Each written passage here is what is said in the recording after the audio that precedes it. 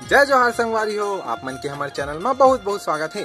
संगवारी हो, जैसे कि आप मन हमन वादा कर रहे हैं कि आप मन हमन रोज हमारे छत्तीसगढ़ के अद्भुत ऐतिहासिक और प्राकृतिक जानकारी से अवगत कराबो। तो आज आप मन बर एक अद्भुत जानकारी लेकर हैं संगवारी हो, जो की है हमारे छत्तीसगढ़ के पहला छत्तीसगढ़ी बोलती फिल्म। हाँ संगवारी हो, आप मन बचपन से छत्तीसगढ़ी फिल्म देखे हो और सोचत हो कि हमारे छत्तीसगढ़ के पहला फिल्म कौन सी रही है, बोला कौन बनाए रही और वो कौन से सन में बने रही।